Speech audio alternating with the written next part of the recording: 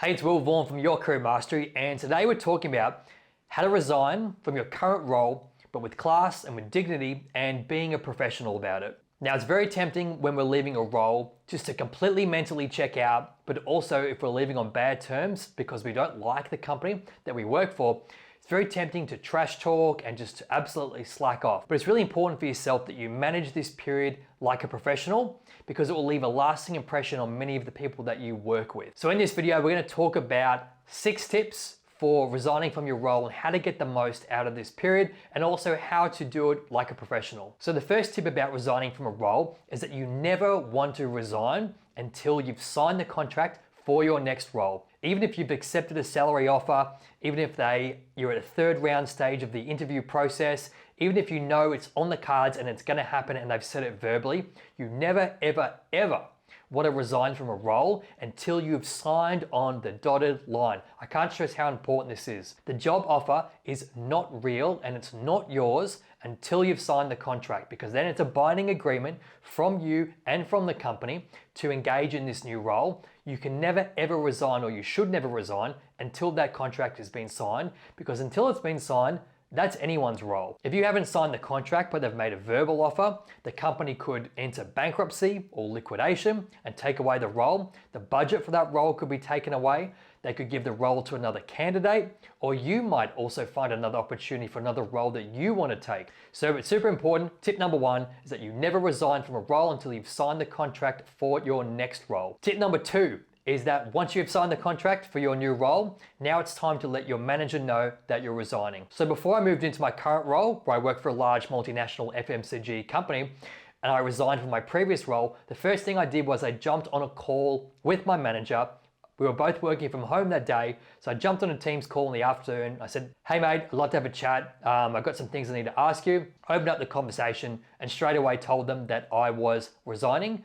And I was giving my 4 weeks notice period, because that's what we have in Australia. You typically give 4 weeks for a full-time position. And for me personally, that is the most professional way to go about it. I personally don't think it's fair to let your line manager know in writing initially. I think it's important to let them know either via phone, face-to-face, or via a remote call that you're resigning, just to show them that respect and also talk through the situation and what the next steps are. Second to that, once you've told them in person, had a little bit of a chat about it, you also want to put it in writing. So you want to put together an email that lets them know that you're resigning for the role, that you're taking a new role, what your notice period is, and so what date you will be finishing up at the current company that you're working at, so that they can begin planning what your handover is going to look like. Tip number 3 is all about sticking to the guidelines and the timelines that your manager or your director, your department head will lay out for you as part of the announcement that you're resigning. So oftentimes when someone resigns for a team, the manager or the director,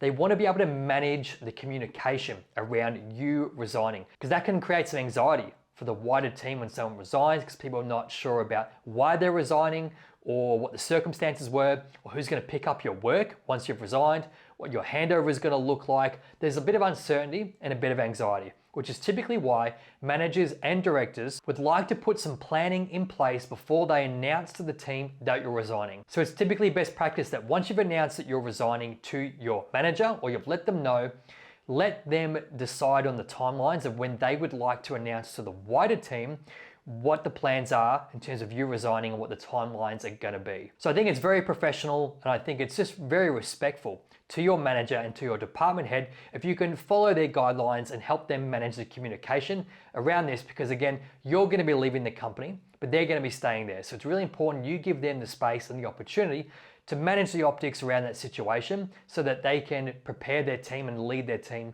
through this period in the best way possible. So my next tip is, during your notice period, is that you don't check out mentally too much during this time.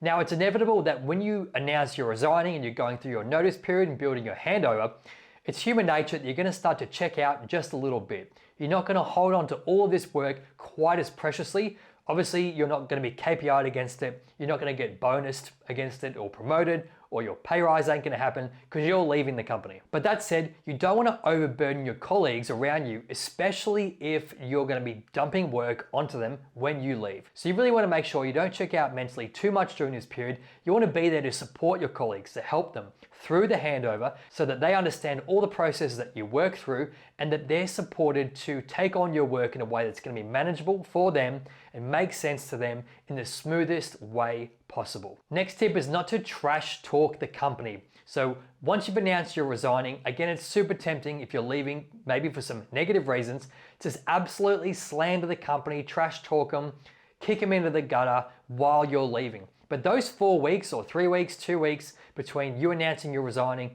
and you leaving, that's a lot of time for you just to go around trash talking the company, and it's going to bum everyone out around you, and it's really quite toxic. And it's really not fair for your colleagues who are going to be remaining in this company for you to trash talk them, because you're really just trash talking their roles as well. So it's really important that you stay professional, you keep it cool. If you're leaving for negative reasons, keep it to yourself, because you're going to be leaving. In a few weeks, you're going to be working for a new company in a new and exciting role, and everyone around you at the current company, they're going to be stuck there. So don't make it worse for them. Be cool about it, be professional, and don't trash talk the company that you work for, even though, again, it's human nature and it might be super tempting. And my last tip, and one of my favorites, is all about putting together a world-class handover. So like we talked about before, you don't want to trash talk the company. You want to support your colleagues through the handover process if they're going to be taking on some of your work, and you want to create a world-class handover. And the reason for these last few tips is because I've seen people resign from roles who in their last few weeks in role left an absolutely terrible lasting impression about their conduct, their behavior, their intelligence, their conduct, and their professionalism, because they checked out, they didn't have a great handover, and they trash talked the company.